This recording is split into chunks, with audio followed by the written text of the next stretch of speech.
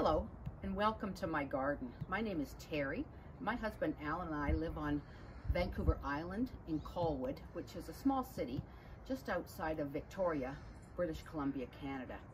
We are rated a zone 8 as far as gardening goes. And it is January the 15th, 2021, and a beautiful sunny day with the temperatures expected to hover around 11 Celsius. So if anything over 10, I should be out here gardening. So anyways, I thought for our first ever video, I would walk you through our backyard winter garden. For years, friends have called me asking for help with their gardens. And since Allan and I are now officially retired and we have more time on our hands, we thought maybe this is the year we try to help more people by posting these videos on YouTube of what we're up to in our garden. Okay, so in later videos, we do plan to walk you through the construction of our hoop greenhouse, where we grow lemons in there. Yes, hun. And also building our compost over on the other side of the yard. Some seed saving ideas. Our watering system, sprinkler system, we had it in a number of years ago, thank God. Don't have to walk around with a hose for hours. And the multitude of flowers and vegetables that we grow in our garden. And of course, this all hinges on how good our grandchildren are with helping us get this posted to YouTube. So we'll see how that goes, and thanks in advance, guys, for all your help. Okay, now let's get started. We have lived in this house for 40 years, and it really looks nothing like it did back in 1981. The backyard then consisted of this old apple tree and this now giant, which is hard to see in the sunshine and blazing in my eyeballs, lilac. And as you can see, we took down half of this apple tree last fall because the sun that comes up in the morning behind it and goes around was actually blocking this section of garden where I've now planted garlic for this year. And so it gets more sunlight in this whole area. So that taking that old tree out, that's getting kind of bad in production anyway, so we thought, what the heck, take it out. And what I had in that spot last year was kale, actually. So one of the things you need to be as a valuable lesson is the importance of rotating crops. Okay, now this lilac tree, as gigantic as it is that we keep it pruned down actually, is actually two put together. Now, there's a lavender and a white, which looks quite dramatic, and people comment on it a lot.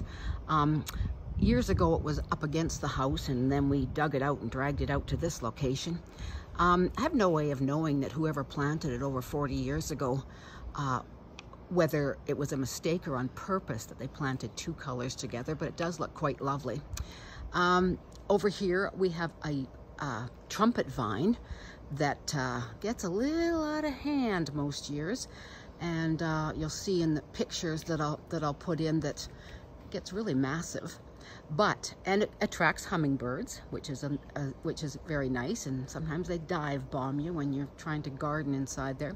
But just be warned, if you put in a passion vine, they love to send up shoots all over the grass trying to reproduce. So that can be a little bit of a deterrent depending where you put it. They've actually come up over there underneath the bricks in the patio slabs, and I've had to chop them back and try to get rid of them. But anyways, it is a lovely bush, the trumpet vine. Now, walking along into this inside courtyard, we have on this wall over here, with a very noisy heat pump going, we have a passion vine, which I didn't even bother cutting down this year. I just never got around to it. Usually I cut it down. They tend to, I've had the experience, doesn't matter if I cover it with burlap to try to protect it. Some of our winters have gotten kind of cold, and I have lost a few over the years. This one seems to be doing fine all through this winter. I mean, it is January, but the name of it is Silly Cow, which is kind of weird for a name. Who thinks of these things? And, but it kind of suits it because you know what? This silly cow is not the color of the picture when it comes out, which I'm a little disappointed. But anyways, maybe it will die and I'll get a chance to plant another one soon. Okay, swinging around this way, inside Courtyard, you can see how that passion vine, not the passion vine, sorry, the trumpet vine fills that inside and looks quite dramatic. Some planters that we've put in here. Now, we have planters outside, I'll show you, and this is what the ones from Costco, and they range around $90 to $100. This is one kit divided into 2 4-foot squares, and the same kit over here actually houses these strawberries, which I know are a little bit overcrowded. I will thin them out. I'm giving them 1 more year. I swore last year if they didn't produce well, I was going to rip them out and use this bed for something better. But I relented and softened and went online and researched a bunch about what they love best. And so I'm going to try to see what they're going to do this year. So this is a kit that is the same one as the 2 4x4s, but in actual fact, instead of making it into 2 boxes, we used those ends and extended it, and it's 4x12, which makes a very nice size raised bed. And I really like these. They have about a 20 or 25 year warranty on the things. So, you know, for plastic, and they're from Costco, so that's a bonus. So you know that if you do have a problem, you can take them back. This here, these 2 boxes are 4x8. And we purchased also from Costco. They were a type that they had a few years ago, and they've done very well. Of course, all these boxes we've run in irrigation into. We're still eating kale, leeks. We have beets. We have carrots. I had garlic here last year, and this is where I'm then going to rotate and put the beets and then the carrots, whatever, for next year. I just stuck the post in. There's nothing in there planted right now where the stakes are in. But the garlic has been, of course, rotated over to the other side of the yard. One thing to note here is these onions. Now, you know, someone told me a year or so ago that when you get green onions from the store, when you're cutting off the root end, just throw them in a plastic bag and keep them in the fridge. And I did for months. And I took them out and I planted them in here. And there was about 13. And you know, every single one rooted from that little white stub end and produced these massive onions, which whenever I need onion greens, I just come out and snip off some and chop it up and put it into tuna or egg salad sandwich or a salad, whatever we want. So that's really a cheap thing. So they were basically free from those ends of those old onions. Now, walking over to here, oh, you know, I should mention this beautiful inside here. We have a star jasmine. This star jasmine blooms, honestly, spring, summer through fall. Right now it doesn't have any blossoms, but the scent, people come in here and are just astounded that it is so massive and is so lovely. This is actually lavender that my friend Betty next door moved back to Ontario. God forbid why you'd leave the coast, but she did to be closer to her family, and she's 90. After all these years, she moved back, and she had planted this in this pot, and she has snapdragons at the bottom of it, and when it comes up in bloom, they're an orange yellow snapdragon, and it just looks so dramatic when they're both in bloom together. It's really quite something. Now over here we have this fort/sandbox underneath that now we use mainly for storage for summer things and for our Christmas decorations in the summer when we're not using them.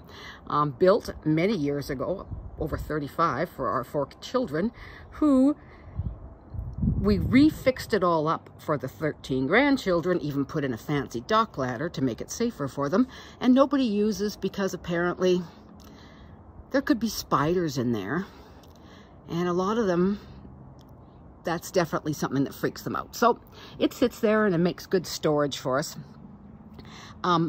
Over here, we have our garden shed with the arbor over top. We'll talk about in a minute. First, I want to point out this rhododendron. This is a beautiful rhodo. Oh my gosh, the color. I'll show you in a minute. It has a bronze underneath the leaves that's quite dramatic. And, you know, I'd actually chosen it as a prize at a garden club raffle, intending to give it to my brother, Martin, who lives up in Port Alberni on Sprout Lake, and they have a beautiful wooded property. But you know what? Months went by and I didn't see him, and then I kind of fell in love with it and decided I wanted it myself, and I planted it. So sorry, Martin, you never got this rhodo. Here we have this arbor that we built a few years ago. At this end, we had a grape. It was a lovely grape. It got massive on there. For several years, we got huge clusters of these small purple seedless grapes, and we gave them away in bags. And then we thought, that's kind of silly. Why don't we start dehydrating them into raisins? What an excellent plan. And do you know, that never happened, because from that year on, the crops were awful. They got some kind of blight, which apparently some of the other neighbors did too. And so this year I finally got fed up with it and we dug it out. I'm tending towards replacing that, making this base down here bigger, putting in more compost, and planting kiwi, male and female. So right now, none of the green garden centers, Garden Works, Colwood is excellent. They just have, I think that was all males. So when they get new crop in, I'm going to do some more research and see, and I may just replace it with kiwi and see how that goes. Over here, we have a climbing hydrangea. Now this climbing hydrangea, I do believe it's called bridal veil. It's absolutely beautiful. It just gets massively green and has all these beautiful white clusters of flowers, and it's really lovely. Beside it, along this new fence we built 2 years ago, we have raspberries, and we have a lot of raspberries. And you know, raspberries love to keep producing and shooting up runners, so we're always digging out raspberries and giving pots of them away. I think you might have seen some at the beginning of my video on the other side that I potted up this year to either give away or, God knows, try to give away. This spot here in front of the greenhouse, there's a window that opens for more ventilations, but I planted a lot of things here over the years. The glads, flowers, peas, you name it. I think, and strawberries was the last thing that I ripped all those out. I think this year I'm going to plant scarlet runner beans in there. I think if I put mesh back up there and plant the scarlet runners, the dramatic red flowers will look quite lovely there. And it's another place to grow beans. Along this side of the greenhouse, ooh, we're getting a bit of a reflection, maybe not. I have actually 3 lovely peonies, 2 that are a lovely pink, and the one on the end which is a white, and it's fragrant and it's just beautiful. My mother-in-law had given me a number of years ago a chunk from off of hers from Courtney, and I planted it, and it just is absolutely beautiful, and the smell is really something. Here's an old a wheel from, I think, a logging truck from 30 or 40 years ago that back in the day when we were allowed to burn in Colwood, we used to use as a fire pit inside our courtyard when the kids were younger, and we could roast things on it, but you know, that got banned a while back. So we actually have their purple daisy that comes up and the birds like, and I usually put a little bird bath stuck in there in the spring and keep filling it with water so that they've got somewhere to play around, the birds.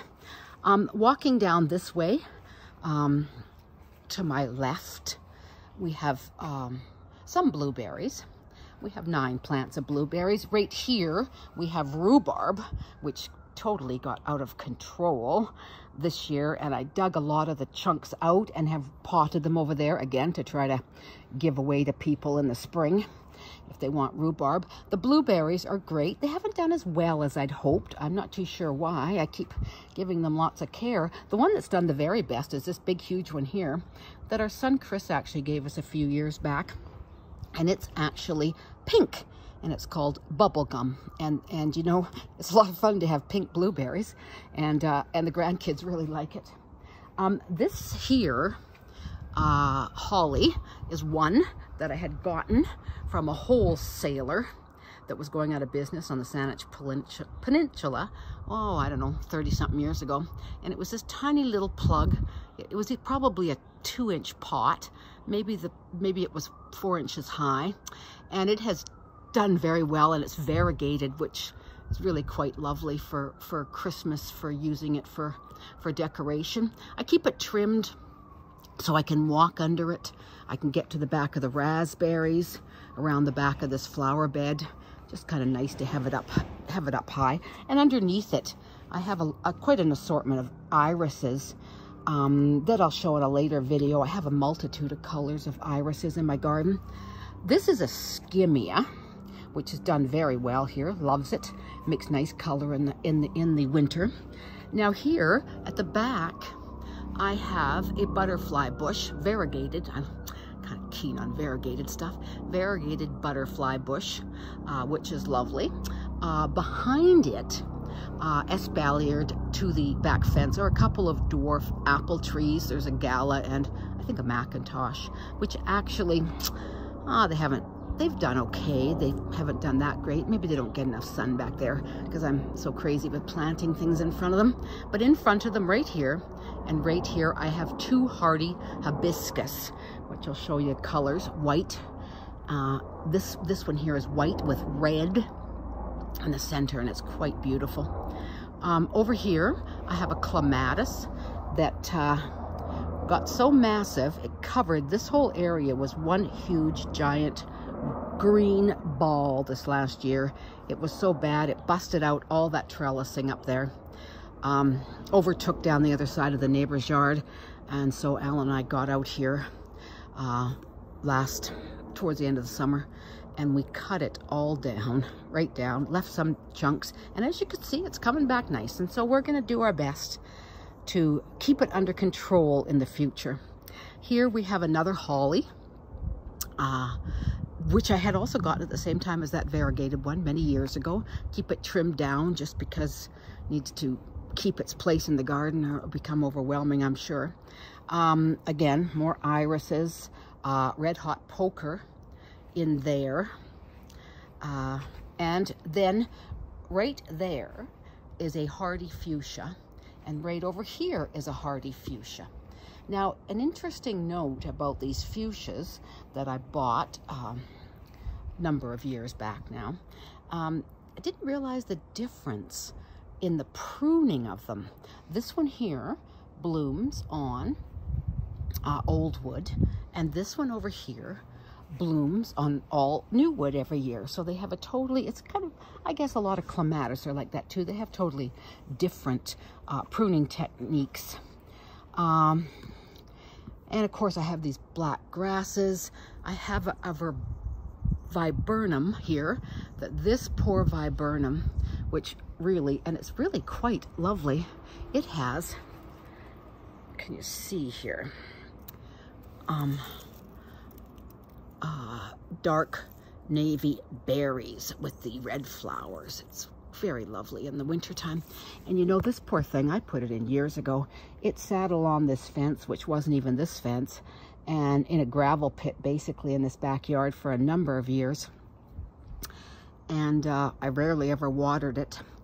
But once we actually redid the backyard a few years back, put in all these flower beds, you know, all this Allan Block, filled it, put in the irrigation system. Now it's one happy camper.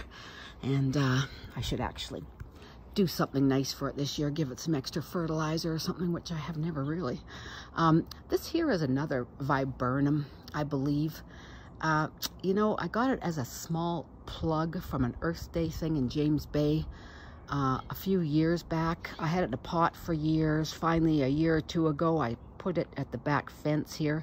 It gets white blossoms. It's not a snowball, because snowballs are a big clump of white. This is small, so I've looked, and I think it could be a Viburnum species that's actually called popcorn. That makes more sense. Underneath it here, I have quite a few, well, more irises, of course, but I also have heliobores coming up, Lenten roses, which I also have underneath the trumpet vine, but they're kind of boring, you know. In future videos, I will show you some heliobores that I bought that were hybrids at Elk Lake Nursery, thanks to my wonderful husband of 50 years, who's very tolerant when we drive by nurseries and I see signs like we've got new heliobores in, and he actually stops so I can go in and buy plants. And it's just beautiful. The ones in the front, I have one that's a double in a burgundy, which is totally gorgeous, and I'll show you that in the future when we do the front yard. This compost has evolved over the years. It was originally 3 bins. We've cut it down to 2. I'm not sure, I think probably so I had more room for garden in the boxes. And the original design came from Crockett's Victory Garden, which is a book that was published back in about 1977. It's still available today. Over the years, we've replaced the wood several times because the bottoms rot and the posts rot. And now you could probably see that it's actually all plastic wood, so it will never rot again. It could probably use some new mesh, maybe. We'll see how much winter damage, if that stuff. We've got metal, galvanized meshing this time. When we rebuilt it a few years ago, there was not available for some strange reason. We had to use this plastic stuff, which does, if you're digging in there with a shovel, it does tend to dig through it. Swinging around this way, this is my shade garden. There's a lot of beautiful rhodos in here, Astilbe, hostas, a huge hosta, all kinds of different things. And there's a bunch of those plants that I told you I was potting up for people for the spring. Anyways, that's about the end of our garden tour for this winter. Oh, I was going to let you sneak into the greenhouse for a minute and see these lemons, which now I've got them picking all year long. So this is our greenhouse. Lemons, I used to grow other things in here, but I planted another lemon tree over to the right there. It got so overgrown, we dug it out and we planted it here. And so now there's 2 lemons. And then my dear friend Doreen, who's up in Nanaimo, she is in a small place, and she had gotten this, which she thought was a lemon from somewhere. I won't name names. And it turned out it was a lime. So she gave it to me last year, and I've stuck it in this corner. So we'll see. I've tried limes before and haven't had a lot of success for whatever reason. But anyway, we'll see. It's there. And these are the lemons. And aren't they just lovely? And everybody's always liking to get lemons from me. I've pretty much picked all the ones that are ripe enough right now. There might be a few more because so many people want them at Christmas. I ended up coming out and getting them, but I like to really, you should wait until they get a bit softer, just a little bit. Makes them juicier, I think. Anyways, that's about it for our tour. I'm gonna swing back out here now and say goodbye and wish you all happy gardening. And I hope you enjoyed watching this video as much as we liked and enjoyed producing it. And we'll see how the grandkids go with editing. And hopefully, if it works out well, our next video will be of our front yard winter garden and how we, in the last 2 years, year and a half, we took out 91 feet of Laurel Hedge that was 4 feet wide. replaced it with a lovely stone Crete fence, and now I have flower beds galore out there, and it's been a labor of love, I'll tell you. So, okay, gonna let you go. That's enough talking for now. Stay safe. Okay, bye-bye.